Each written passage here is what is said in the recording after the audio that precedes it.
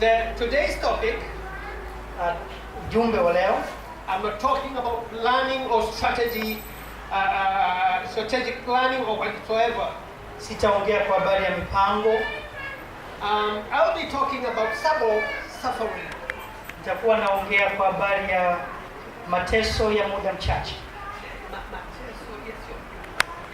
Au mateso yasiyoonekana sana. Suffering. You may never be called upon to suffer physically because you are a Christian.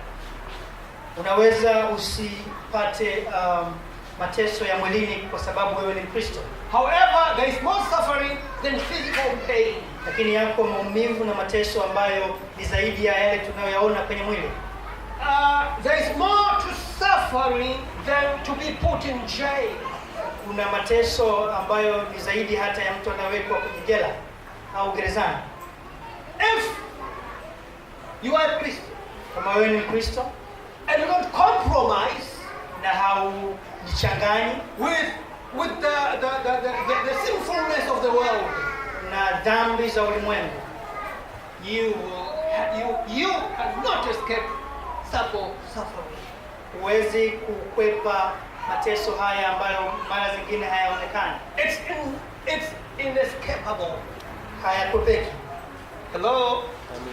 If you are born again, kama umezaliwa mara ya pili, and you are not compromising with sin, na haujichanganyi na dhambi, you stand and walk your life according to the precepts of the Lord Jesus Christ. Unasimama na kuishi maisha yako kulingana na maelekezo ya Yesu Kristo. No matter what, haijalishi nini, you have to suffer. Utapitia mateso.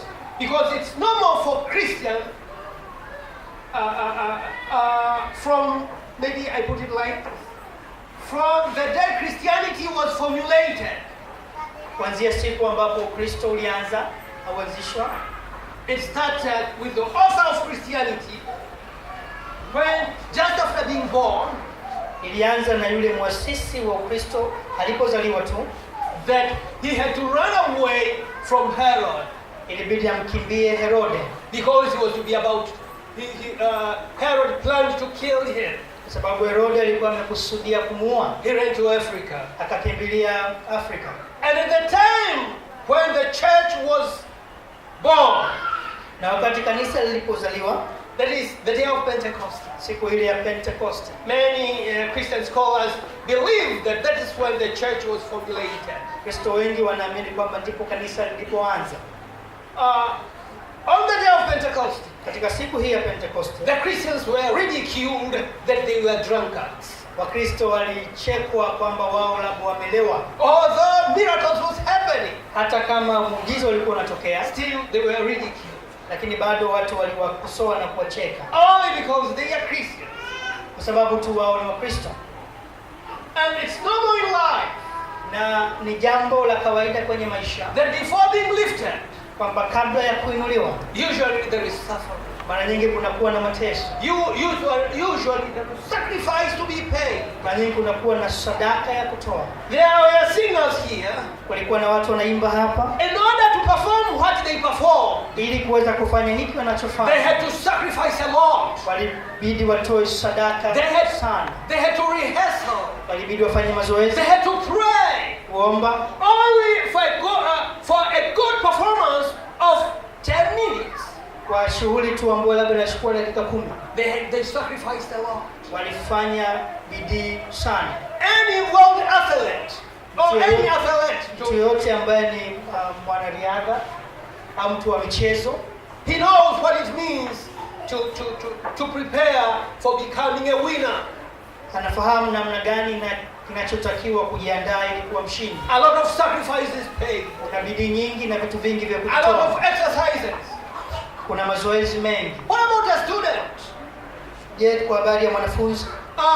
Before that great day of graduation reaches, kabla ya siku ile kubwa ya mahafali kufika, the student will remember. Mwanafunzi atakumbuka many years of sleeplessness. Miaka mingi ya kutolala vizuri. Many years of study. Miaka mingi ya kusoma kwa bidii. Many years of different sacrifices. Miaka mingi ya kujitoa sadaka na kujitoa sana. And then comes the great day of graduation. Na ndio sasa itakuja siku ile nzuri au kubwa ya mahafali, When he'll have a gown, ambapo atakuwa amevikwa lile gauni, and he'll have a hat atakuwa amevaa kofia of attaining a degree. ya kusema kwamba amehitimu, But he had gone through a lot of suffering. lakini amepitia maumivu na mateso mengi. Saints, it's not strange to suffer when we are Christians. Watakatifu, lisiwe jambo geni kupitia mateso tunapokuwa We Wakristo. are going somewhere. Tunakwenda mahala. We are victors. Sisi ni washindi, Any victor, na mshindi yoyote in order to be victorious in a certain area, ili aweze kushinda kwenye eneo fulani, you have to undergo some sacrifices. utapitia mateso na kujitoa. You have to undergo some suffering. Utapitia mateso. Likewise, as Christians, Hivyo hivyo kama Wakristo, we are going somewhere. tunakwenda mahala. Our Lord has promised Bwana us wetu ametuahidi that a day is kwamba coming siku inakuja when we will rejoin Him ambapo and when we tutaungana will naye live forever with na Him. tutaishi milele And naye. therefore, in this world, Katika ulimwengu huu we have to sacrifice. tunabidi tujitoe. Hello? If you are not going through persecution Kama upitie mateso in one way or the katika other, namna nyingine, then there must be something wrong. labda inawezekana kuna jambo You have sahihi. to go through persecution as a Christian. Mara nyingi tunapitia mateso kama Always rewards. na matokeo au zawadi They always come after an excellent performance. mara nyingi huwa zinakuja baada ya mtu kufanya vizuri. As Christians, Kama Wakristo as we live right here, tunapoishi hapa, the Lord says, Bwana alisema we are not of the world, sisi sio wa ulimwengu but huu, we are His. ni wa ulimwengu ule, We are His. ni wa kwake yeye. We are not of the devil, Sisi si mali ya but Ibilisi, we belong to God. sisi ni mali ya Mungu. But the world as it is Lakini ulimwengu kama ulivyo full of deforming schemes. umejaa hila na mbinu za Ibilisi, And due to this, na kwa sababu hii you'll be different from the wewe world. utakuwa tofauti na wa ulimwengu, Because although you're in the kwa world, sababu hata kama uko you are ulimwengu, not of the world. wewe si wa ulimwengu huu. Though you are walking in Hata the kama world, unatembea kwenye but you ulimwengu, are a spiritual being. wewe ni mtu wa rohoni, Hallelujah. And because you are different, na kwa sababu wewe ni tofauti, it's human ni kibinadamu. that when a person is different, Mtu anapokuwa tofauti, people look at that person watu wanamtazama mtu with huyo suspicion, kwa shaka, with hatred, kwa chuki, because he doesn't live as the world requires. kwa sababu haishi kama ulimwengu unavyotaka. And therefore, let me assure you, Kwa hiyo say, kuhakikishia mtakatifu that persecution kwamba mateso is part of the game of being a Christian. ni kitu ambacho tunacho kama Wakristo, It's part of it. ni kitu hicho tuko nacho pamoja. Only when you want to compromise everything, Ni pale tu unapotaka kujichanganya, you only have a name as a Christian, labda tu una jina kama but you're not Mkristo, living as a lakini Christian. huishi kama Then it's Mkristo. when Hapo you'll never be persecuted. unaweza usikutane na mateso. But if you want to join the Lord Jesus Lakini kama Christ, unataka kuungana na Yesu, my Bible says Biblia inasema you will be persecuted. utapitia You'll mateso, pass through persecution. utapitia mateso, There is no other way. hakuna njia nyingine. Let me tell you. Nikwambie, Some people say you can live wisely watu wanaweza kusema unaweza ukaishi kwa so hekima, that you cannot unnecessarily pass through persecution. kwamba labda uzuie kupitia mateso. I think Jesus Christ was very wise. Nadhani Yesu alikuwa na hekima sana, He was a man of wisdom. alikuwa mtu wa hekima, He was very wise. alikuwa na hekima And he knew men. na aliwafahamu But wanadamu, however, lakini vivyo he hivyo went through persecution. alipitia mateso. If you are a Kama Christian, wewe ni you Mkristo, have to suffer. utapitia mateso. Hallelujah. Do you get me saying? Unanielewa watakatifu? So don't be so molested when you are persecuted. Kwa usione kwamba umeonewa sana It unapopitia is mateso. part of the game. Ndivyo ilivyo, It is part of the game. ndivyo ilivyo.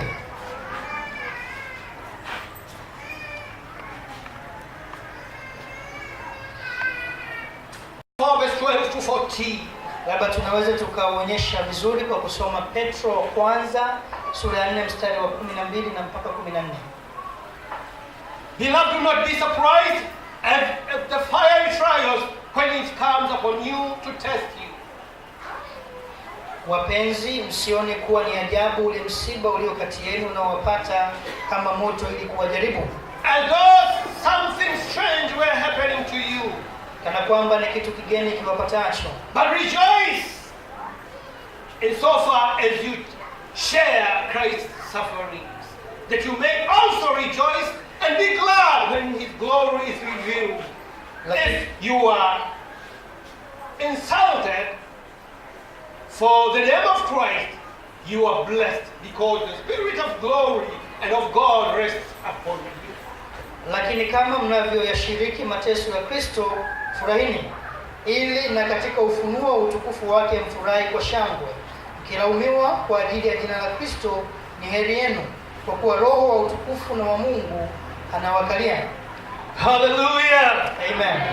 Suffering as a Christian, mateso kama Mkristo, is sharing with the persecution and the cross of the Lord Jesus Christ. Ni kushiriki mateso ya Yesu Kristo ya pale msalabani. For he told us beforehand, kwa sababu alituambia kabla, that in the world kwamba katika ulimwengu will be hated, mtachukiwa, because we do not belong to the world, kwa sababu nyinyi si wa ulimwengu, because we belong to him, kwa sababu sisi ni mali yake. We are not of the devil, sisi si wa ibilisi, we belong to Jesus, sisi ni wa Yesu, and therefore you are going to pass through suffering. Utapitia mateso.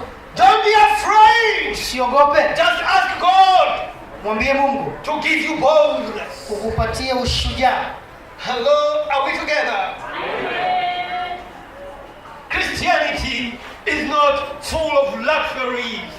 Ukristo sio haujajaa starehe tu.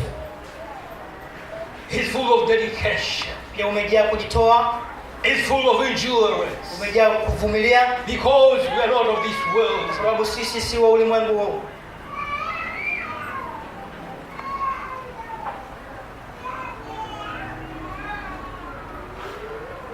Yes, it's never easy to be a born again Christian. Sio rahisi kuzaliwa mara ya pili. It's never easy. Sio rahisi. Hello? Amen. Yes, I want to differ to people who will say Christianity is only rejoicing, is only becoming happy, is only being healed and being very rich. Nataka kutofautiana na wale wanaosema kwamba Ukristo ni kuwa tuna furaha, kuwa tuna mafedha na kustarehe, and being healed, na kuponywa. But also there is suffering. Lakini pia kuna mateso. Hallelujah.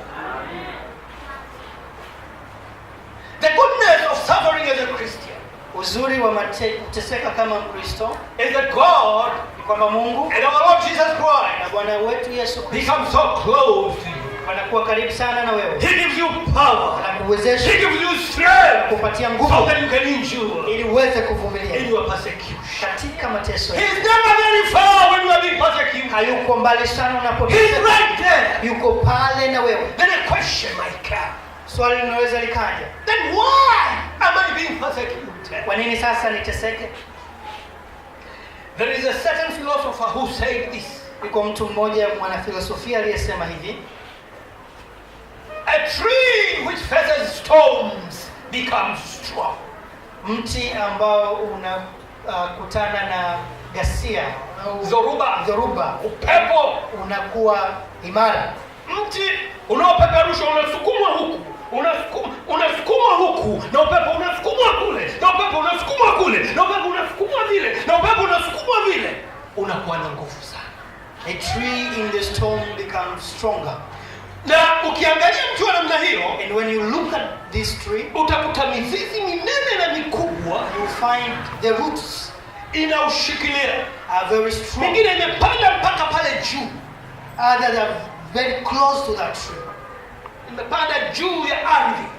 Yes, they can be seen. Na ni mikubwa, and they are big. Na mingine imeshuka mpaka chini sana. And some are going very deep. Kwa sababu mti unasukwa na dhoruba. The tree is under the storm.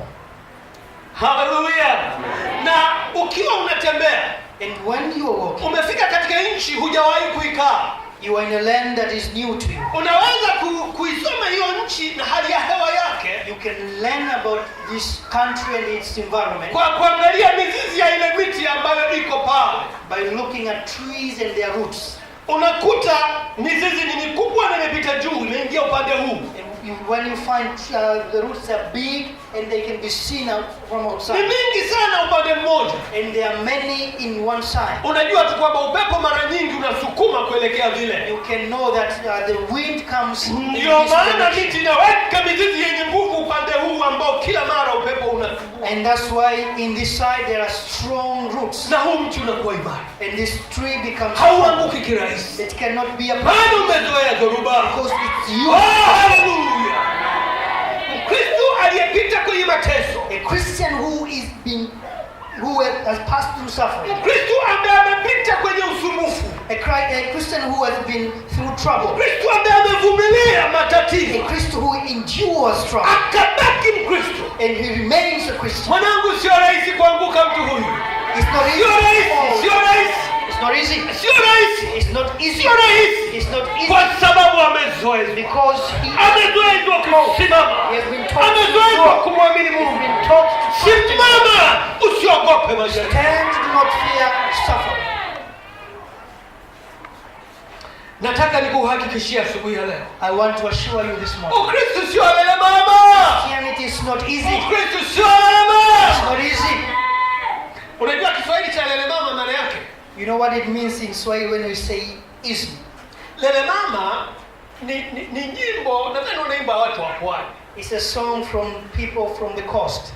Wanaimba unapo lele mama ni kwa mfano Selemani wa milima anayua lele mama lele mama lele anayua. Ni wimbo lele mama ni ya kutembelea. Wakati wanatembea wanaenda mahali kwenye ngoma, kila mtu anaweza kucheza maana ni rahisi. Lakini mkifika pale kwenye ngoma kwenye uwanja wataalamu ndio watacheza. Hello. Wataalamu ndio watacheza sasa. Mtu akwambia sio lele mama. Tumefika kwenye ngoma yenyewe. Au mdundiko, sijui kama mdundiko leo. Wakiwa wanatembea kila mtu anarukaruka, lakini wakifika uwanjani wanapokwenda, wako mafundi watakaocheza, sio kila mtu. Lakini huko njiani kila mtu anaruka. Lakini wakifika uwanjani, sasa Ukristo ni maisha. Christianity is a life. Sio lele mama. It's not easy. Ni uamuzi It's a decision kwamba nitaishi maisha that I will live a life ya kumtumikia Kristo. pleasing God. Nitatembea I will walk kwa msaada wake. with his help. Jamani, tuko wote. Nitatembea kwa msaada wake katika utakatifu. I will walk with his help in holiness. Bwana Yesu nisaidie. Jesus help me. Roho Mtakatifu Holy nishike. Spirit, stand with me Nikuishie. to live for you. It is a decision. Ni maamuzi.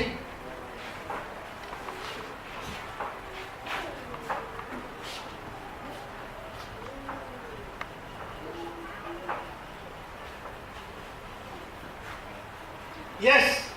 As storms make strong trees, likewise testing makes strong Christians. Kama dhoruba zinavyoimarisha miti, vivyo hivyo majaribu yanafanya Mkristo aimarike. Hallelujah. Amina. Kwa hiyo Mungu anaruhusu majaribu So God can allow testing ili kutuimarisha so we can be strengthened. kama eneo magumu. Difficult Maana tests anataka He kututumia. wants to use us. Hallelujah. Ndio maana unapita kwenye tanuri. And it's why you pass through persecution.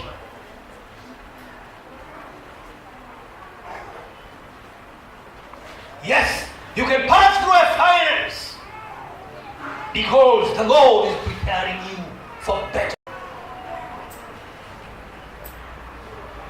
Can you read in 1 Peter chapter 1 verse 6? Tusome katika Petro wa kwanza sura ya kwanza mstari wa 6. Biblia inasema, mnafurahi sana wakati huo, ijapokuwa sasa kwa kitambo kidogo, ikiwa ni lazima, mmehuzunishwa kwa majaribu ya namna mbalimbali. And this you rejoice, though.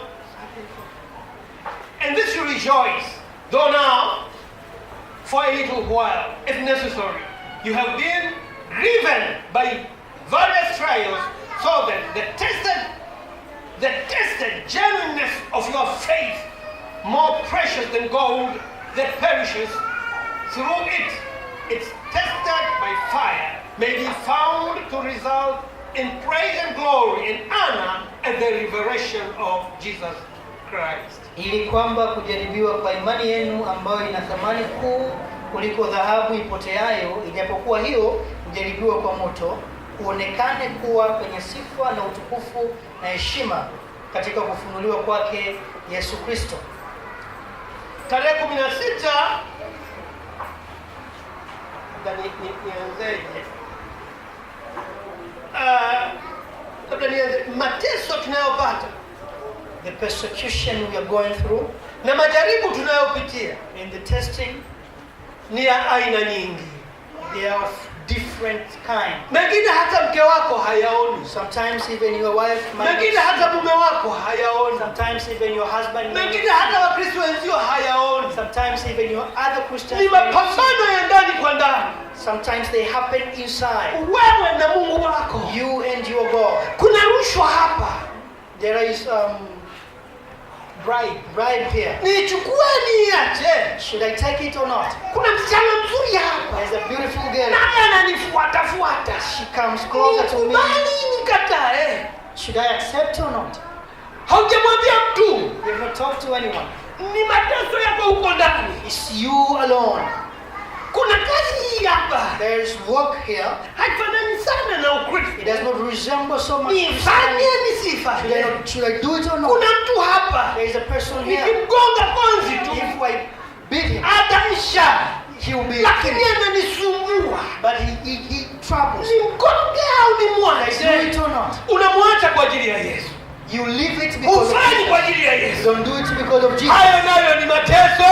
But also Ni uvumilivu. is endurance. Ambayo lazima upitie. And you will go through Kama mwana wa Mungu. as a son of God. Mateso mengine Sometimes other persecution, hayaonekani. they cannot be seen. Kama nilivyosema, As I have said, watu wanaona people can see, hukimbii pamoja nao you don't run with them katika mbio za kuishi. in what they do as they live. Kwa hiyo wakikuangalia, So when they look at you, uko tofauti sana. you are different.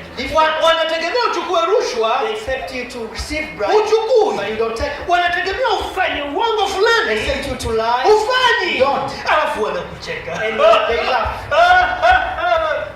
Huyu ni mhazimu huyu. They laugh at you. Huna hela. You don't have money. Msichana mzuri kama wewe. Beautiful girl like you.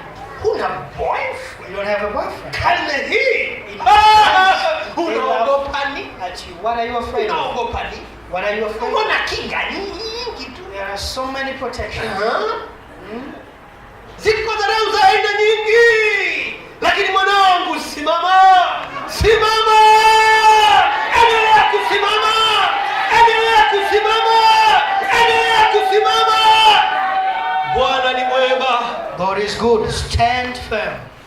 Wewe ni mwanafunzi. You are a student. Huna boyfriend wa kukuchukua ukale chips. You don't have a boyfriend to take you to eat something. Sasa hiyo shepu yako yani. So what is good? What's good for your beauty? You're so pretty. Why should you?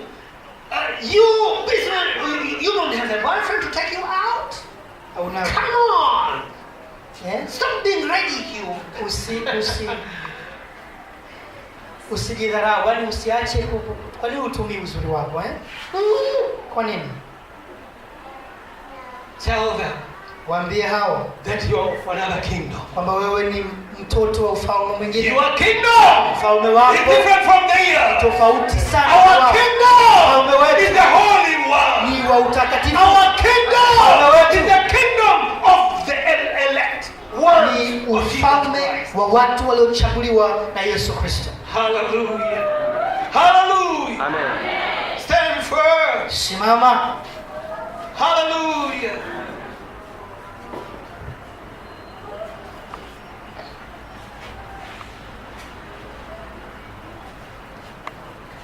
Yes,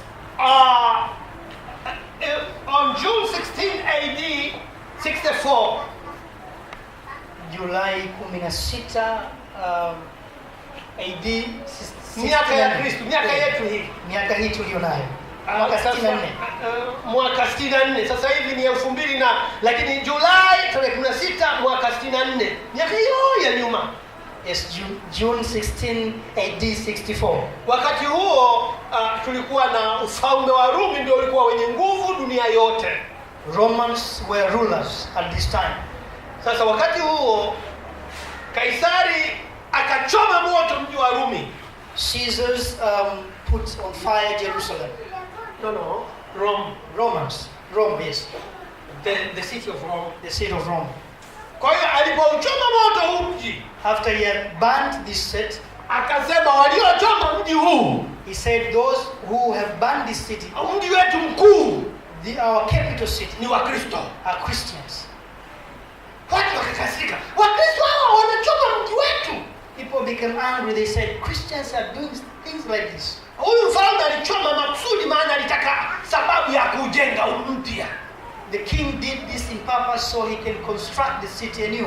Kwa sababu alifikiria nitawalibaje watu wote hawa kulipa, ngoja tuchome tuiwe kama ni bahati mbaya. Kwa hiyo akatuma watu wake, mwagia mafuta, fanya hivi, choma. Mji zima likaanza usiku, boom, limewaka. Hamna hata pa kukimbilia kuzima. Alafu akasema Wakristo, sasa mfikiria ni mfalme tangazo, Wakristo ni wajinga, wamechoma mji wetu. Popote walipo, watafuteni, wakamateni, wekeni ndani. Caesar burned the city, and after that he said Christians are the one who did it. Wakristo waliteseka sana. Christians underwent persecution. Sana ni wakati huo kina hawa mitume wengi walikuwepo, kina Petro walikuwa bado wako hai. Kina Paulo walikuwa bado wako hai. Yohana walikuwa bado wako hai. Kwa hiyo mateso yakaanza na Wakristo wakawa wanauawa sana. Maana wamechoma mji, wameleta hasara. Wanachoma kwa nini? Sema Mungu wao eti amewaambia wachome. Men of apostles, they were living at that time, Peter, Paul, so they underwent a lot, told them to do it. Yes, they were falsely accused of burning the city of Rome. Wakashtakiwa mashtaka yasiyo ya kweli kwamba waliunguza mji ule wa Warumi. But the persecution were very real to Christians. Lakini yale mateso yalikuwa ya ukweli kabisa. So people can make fabrications in the way you live. Watu wanaweza wakaleta uongo hata katika namna ya maisha unayoishi. It's part of the story. Ni kitu kinachoweza kutokea. Hallelujah. Amen. People can make lies about your things you do. Watu wanaweza wakasema uongo kwa habari ya mambo unayofanya. And you can be persecuted. Unaweza ukapitia mateso Falsely.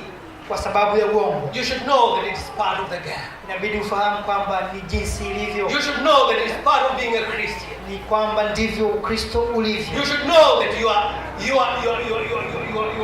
are taking the cross together with the Lord Jesus Christ. Kwamba unafahamu kwamba unabeba msalaba pamoja na Yesu Kristo. Hallelujah. Amen. Hallelujah. Amen. Be ready. Uwe tayari. Be ready. Uwe tayari. Be ready to pass through fire. Uwe tayari kupita kwenye moto. Because you are a Christian. Kwa sababu wewe ni Mkristo. But God, lakini Mungu will always be with you. Mara zote atakuwa pamoja na wewe. There was a certain saying. Kulikuwa na msemo fulani. A certain unknown person. Mtu fulani tusiyemfahamu. In London. Kule London. Long time ago. Miaka mingi iliyopita. He said something like this. Alisema kitu kinachofanana na hichi. He said he had a dream. Anasema aliona ndoto of his life. Ya maisha yake. In his dream, katika ndoto yake, he could see flashes of different years of his life. Alikuwa anaweza kuona mahali kwa mahali kwa sehemu ya maisha yake. And in every place, na katika kila eneo, where at times when things were good for him, mahali ambapo mambo yalikuwa mazuri kwake, he saw a pair of footprints. Alikuwa anaona nyayo ambazo ziko mbili, za kwake na za mtu mwingine. Yes. So, but at areas, lakini katika maeneo where he was being persecuted, ambapo alikuwa anapitia mateso and molested, anateswa, he only saw one pair of footsteps. Alikuwa anaona nyayo zake tu. And in his understanding, katika kuelewa kwake, he was informed that akapata taarifa kwamba that the two pairs of footprints, wakati anapoona nyayo mbili which he saw on the sand, alipokuwa anaona katika mchanga, one pair was of the Lord Jesus, nyayo zile za kwanza zilikuwa za Yesu Kristo, and the other pair was of himself. na nyayo zingine zilikuwa za kwake. And then he wondered, na akashangaa, why at places where he was in trouble, kwa nini sasa katika maeneo ambayo nilikuwa nateseka na kuna mateso, there was only one pair. kulikuwa na nyayo zake tu, au nyayo zilikuwa zinaonekana moja tu, sio mbili. There was only one pair of the footprints. Ilikuwa zinaonekana nyayo moja tu, yani nyayo za mtu mmoja tu. So he looked at those footprints, Kwa akazitazama zile nyayo, and concluded that those footprints were only his own. akahitimisha kwamba zile nyayo zilikuwa zake tu. And then he went to the Lord Jesus Christ. Akamwendea Yesu, He said, why when I needed you most, you are not present with me? akamuuliza, kwa nini ninapokuhitaji mno haupo? When I'm in problem, Ninapokuwa kwenye mateso, when I'm persecuted, ninapoteseka sana, it seems that you are not there because the footprints does not show a pair, it's only a single pair. ni inaonyesha kama haupo kwa sababu nyayo haziko mbili tena, ziko za mtu mmoja tu. Hello, are we together? Then the Lord Jesus said, Yesu akamwambia, when you are in problem, unapokuwa kwenye mateso, when you are persecuted, unapokuwa na shida, I don't allow you to walk on your own. kuruhusu utembee mwenyewe I carry you in my hand. na kubeba. Then the footprints you are seeing, Unavyoona yale miguu it's inayokuja, only mine. ni yangu peke Because yake, I'm that strong kwa sababu naweza kukubeba carry you. na kukubeba Oh, wewe. hallelujah. Let me encourage you. Nikutie moyo, When you pass through persecution, unapopitia mateso, just trust God. muamini Mungu, He will give you power. atakupatia He will uwezo, energize you. atakutia nguvu. He is a good God. Yeye ni Mungu mzuri, You'll never be alone. hautakuwa peke yako. Please pronounce with me. Sema pamoja na, I'm not alone in persecution. siko peke yangu kwenye mateso, The Lord is with me Bwana yuko pamoja nami always siku zote. when I'm passing through trials. Napopitia mateso, And the day will come na siku itakuja when those trials kwa habari ya haya mateso will be over, yataisha, and I will rejoice in the Lord. na nitafurahi katika Bwana.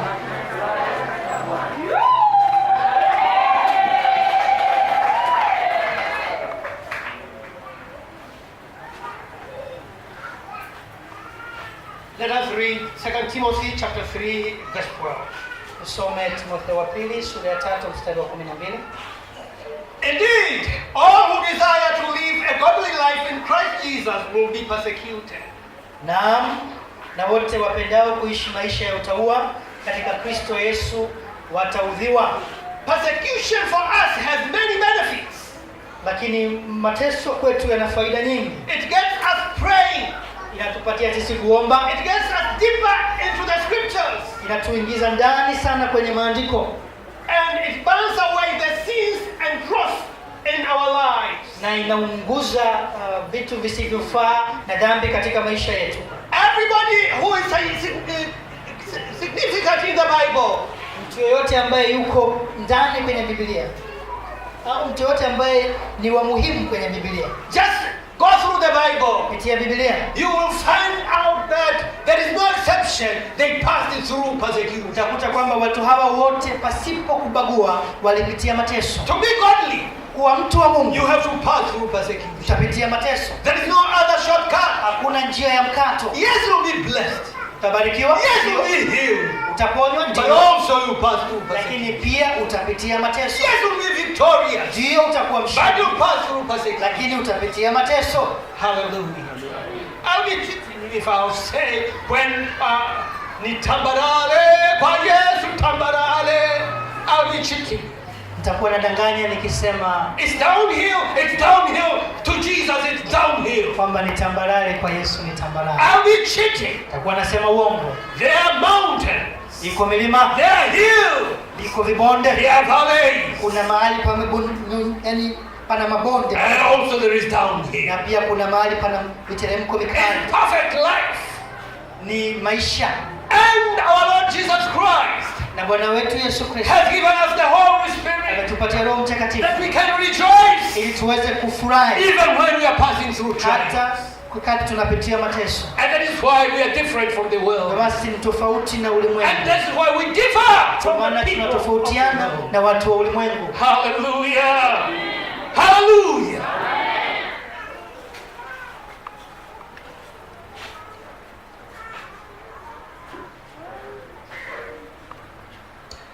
And through suffering we partake the suffering of our Lord Jesus Christ. Na kupitia mateso tunashiriki katika yale mateso ya Yesu Kristo. Please come with me to Romans chapter 8 verse 17. Twende pamoja nami katika Warumi sura ya 8 mstari wa 17.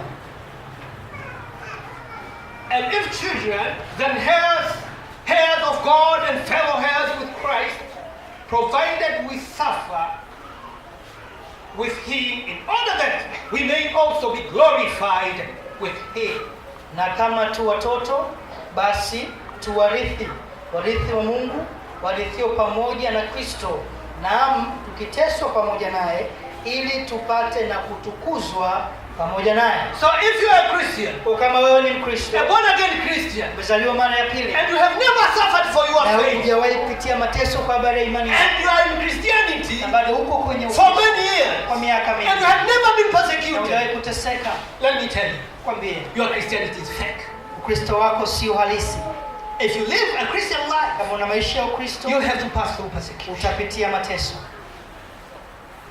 Jesus himself Yesu mwenyewe was persecuted. aliteseka.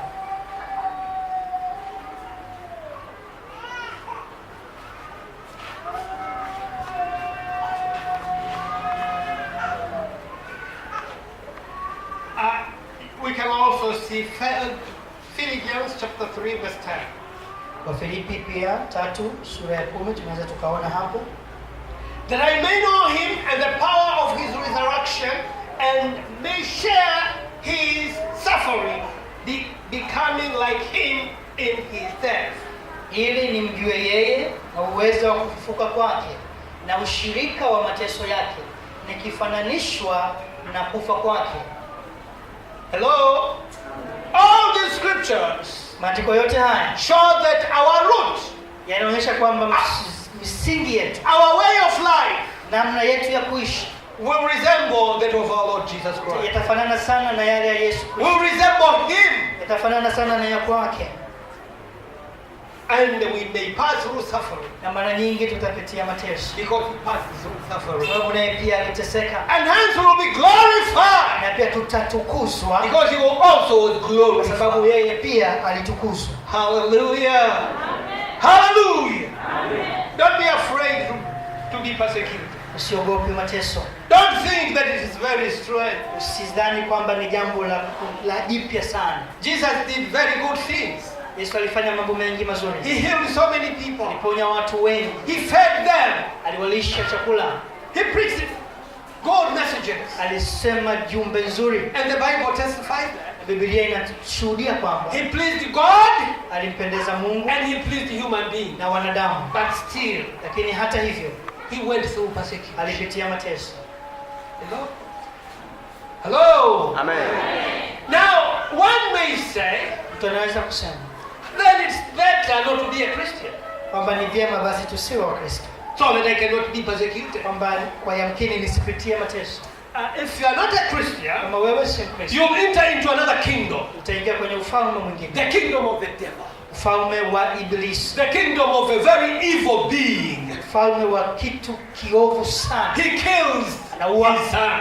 anaua watoto wake, He persecutes them very badly, anawatesa kwa namna mbaya mno, and he never stands with them when they are persecuted. na asimami pamoja nao When they are dying of age, wanapokufa na ukimwi, he will stand aside anasimama mbali and say, yes, you will see. anasema, unaona There is no consolation. hakuna faraja. And, hello, are we together? Tuko pamoja, Are you hearing? mnanisikia?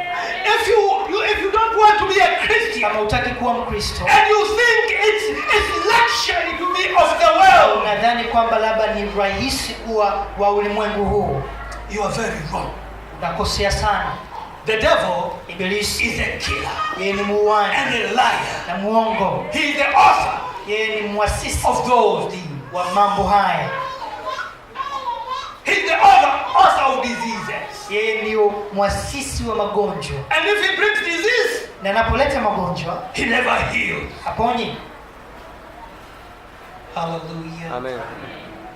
It's good and it's of wisdom to be a Christian Ni vizuri na ni hekima kuwa Mkristo and to be a born again Christian. na kuzaliwa mara ya pili. Hallelujah.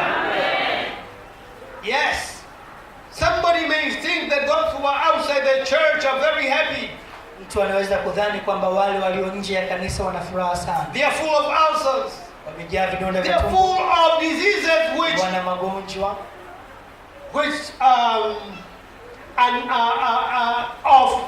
of their father. magonjwa ya baba yao. I become sick Naweza nikaumwa only if God allows. kama Mungu akiruhusu, And God loves me. na Mungu ananipenda. Hello, are we together? I will only die Nitakufa tu, not because of the devil or because of his diseases. sio kwa sababu ya ibilisi na magonjwa yake. If I stand close to God, Nikiwa karibu na Mungu, if I do my things as the Bible says, kufanya mambo yangu kama Biblia inavyosema, I will only die nitakufa tu when he says, yes, son, come. anaposema tu ndio mwanangu njoo, And when he allows a disease in na me, anaporuhusu magonjwa, he will give me the endurance. na atanipatia uwezo wa kuvumilia, He will give me the power to endure. atanipatia nguvu ya kuvumilia. I say, if he allows me, Nasema kama akiruhusu, because he is not the author of diseases. sababu yeye sio muasisi wa magonjwa. Praise God. But the devil is the author. Ibilisi yeye ndiye aliyeanza. Now imagine you go, you enter into his kingdom. Tafakari kwamba uingie katika ufalme wake. He is very ruthless. Hana huruma. So, let us stay in the kingdom of Jesus Christ. Basi na tubaki katika ufalme wa Yesu Kristo. We live joyously here. Tuishi maisha yenye furaha, We live happily. maisha yenye furaha, We live full life. maisha yenye utoshelevu.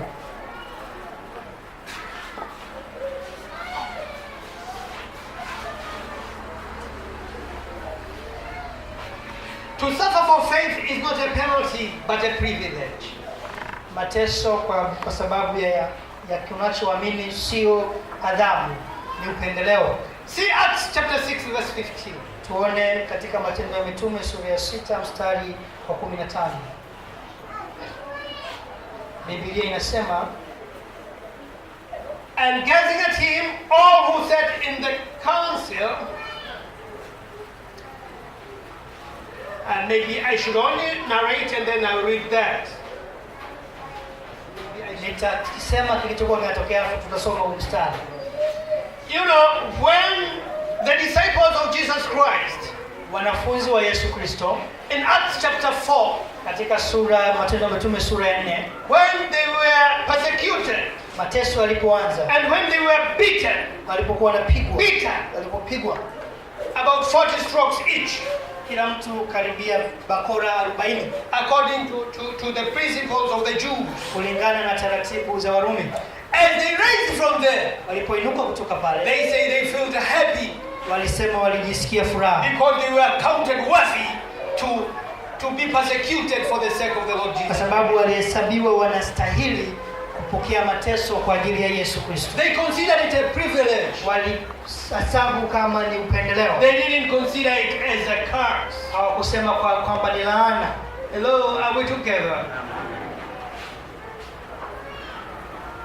Now, if you look in Acts 6 verse 15, Sasa ukiangalia katika Matendo ya Mitume sura ya 6 mstari wa 15, and gazing at him, all who sat in the council saw that his face was like the face of an angel. watu wote walioketi katika ile baraza wakamkazia macho yao, wakamwona uso wake kama uso wa malaika. We are talking about Stephen.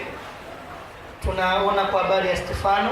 He was before the Sanhedrin court, Alikuwa amesimama mbele ya baraza la Sanhedrin, and they were about to judge him walikuwa wanakaribia kumhukumu and condemn him to death na kumhukumu kifo by stoning. kwa kumpiga mawe. But the Lord Jesus was very close to him. Lakini Yesu alikuwa karibu sana naye. He was close to him. Karibu sana pale. That his face started to glitter. Mpaka uso wake ukawa unaanza kufanana kama na malaika. Like that of an angel. Kama wa malaika. And the people looked at him. Walipomtazama, they said he looked like a son of God. Walitazama wakaona anafanana kama na mtoto wa Mungu. He's just like an angel. Kama malaika. Why is this? Kwa nini iwe hivi? Because the presence of Jesus Christ was there. Kwa sababu uwepo wa Yesu Kristo The presence of God was engulfing him. Umemfunika yeye. And therefore he looked like an angel. Akifanana kabisa na malaika. Jesus will never be far away when you are being persecuted. Yesu hatakuwa mbali unapopitia mateso. He'll be right there. Atakuwa hapo To encourage you. kukutia To moyo. give you strength. Kukupatia nguvu. Don't be afraid. Usiogope. If you are passing through Kama persecution, unapitia mateso. the Lord Jesus is right there. Yesu yuko. Oh, hallelujah. Let us look in Daniel also. Daniel chapter 3 verse 25. Tuone pia katika Danieli sura ya 3 mstari wa 25.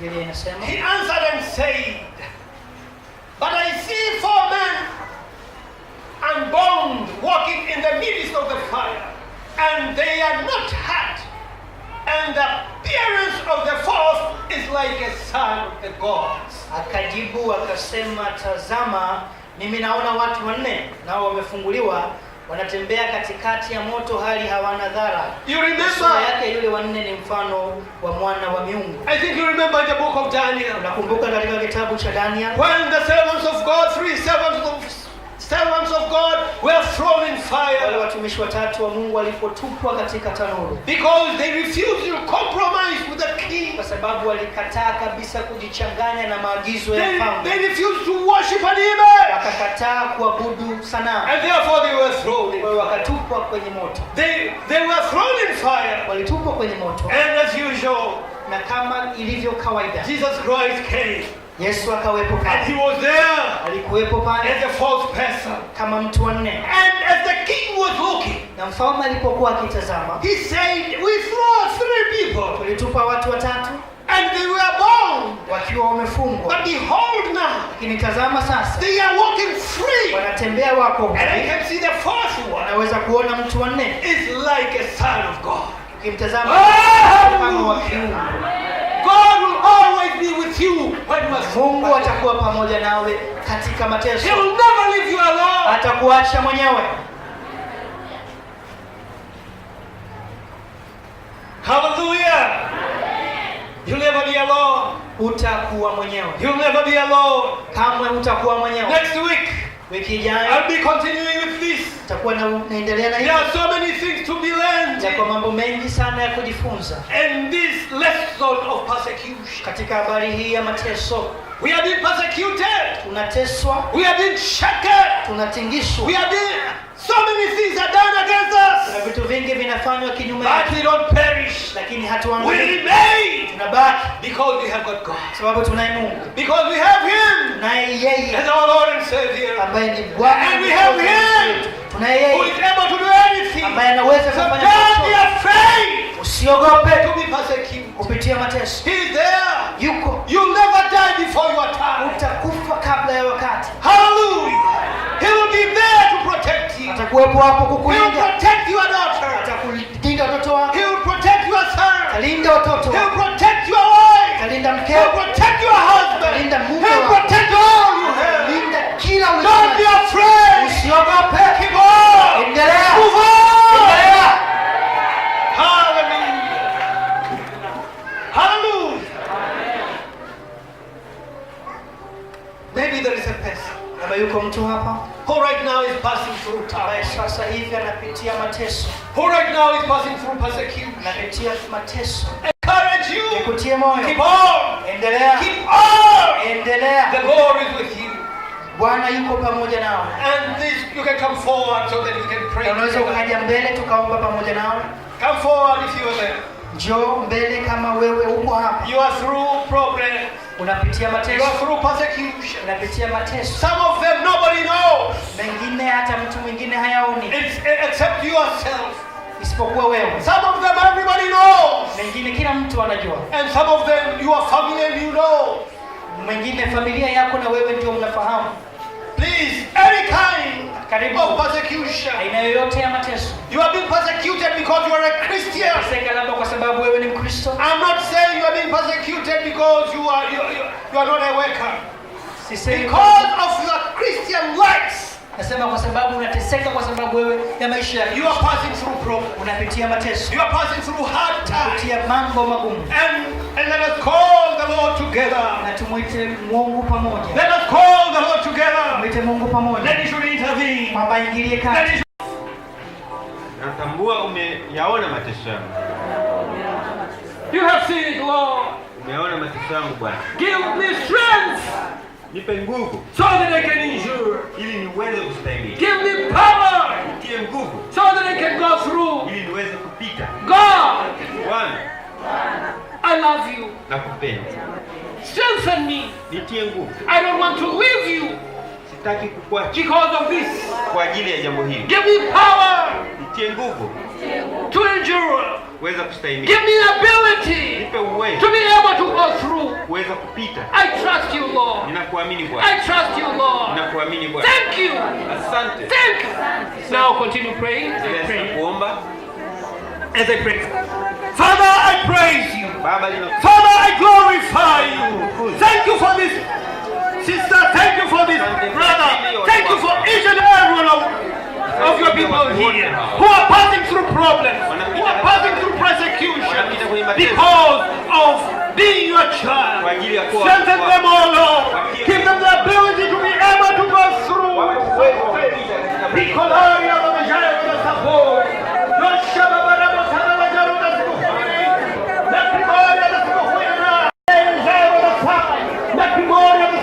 Father, strengthen them. Give them the ability to continue to live in holiness, to continue to live in the way. I praise you. I glorify you. I adore you. Great God. Rojairo da Saboria. Rojairo da Sicoquita da Glória. Rojairo da Saide Giganta. Demônio da Sicocumineita. Regimino da Saikai. Wewe na kusema Bwana. Bwana Ishayao. Bwana Ishayao. Bwana Ishayao. Yesu wewe kuishi. Ili hata siku ile mawinguni. Bwana wawepo. Bwana waonekane. Kanisa lako linalokuwa. Watoto wako wawepo. Katika jina la Yesu Kristo. Katika jina la Yesu. Na watamkia neema. Na watamkia uwezesho. Kwa jina la Yesu. Kwa jina la Yesu. Ingilia kati Bwana. Ingilia kati Jehova. Katika jina la Yesu Kristo. Amen. Haya, piga makofi kwa Bwana. Kubali ya mejalo na kaburi. Jamani mejalo na sikukuu. Amen. Naweza kurudi. Bado tunaendelea na kama unataka kushinda If you want to triumph katika maisha haya ya dunia in this world, na uendelee kumpendeza you Kristo, want to please Christ, tafuta kanisa linalohubiri Injili. look for a church which preaches the Unaweza kwenda kwenye makanisa ya Kipentekoste au Tanzania Assemblies of God. Nenda kwa mchungaji, gospel. mwambie nataka kuokoka, Tell him I want to be nimpokee born again. Yesu. I want to Lakini receive kwa Christ. kama yuko mtu anataka kuokoka, tafadhali karibu mbele. If there is anyone here who wants to be born again, Na wewe unayetaka kuokoka, nifuatishe sala hii. and you who wants to be born again, Sema, Bwana Yesu, say, Lord Jesus, nakuja mbele I zako. come to you.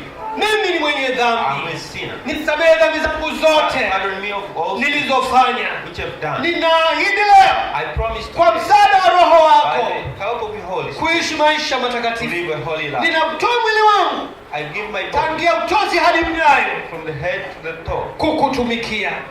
Asante Yesu Thank you, Jesus, kwa kunisamehe. for pardoning. Amen. Amen. Kama umeomba sala hii, If you've prayed this, nenda kwenye kanisa lililo karibu go to a church which linalohubiri injili ya kweli, preaches the truth, wanaokubali wokovu, who accept salvation, wanaokubali ujazo wa Roho Mtakatifu na kunena kwa lugha. who accept being filled by the Holy Spirit and speaking in tongues. Nenda huko, watakufundisha na Go there. kukuelekeza. They will teach you and guide you. Na kama uko maeneo haya, If you are here around, karibu kanisani kwetu hapa come Mlandizi. to this church at Mlandizi. Tupo karibu sana na kituo cha mabasi We are very yanayokwenda close to mikoani. the bus station, Kwa hiyo karibu sana. so you are, Tutakukaribisha, tutafute, tutakupokea. Ni mkoa wa Pwani. we invite you here in the coast region. Mlandizi ambapo panaitwa wilaya ndogo. Ni tupo mjini kabisa kabisa. We are in the bus station, Ukitembea kwenye barabara kubwa ya kwenda Morogoro, moving to Portsmouth.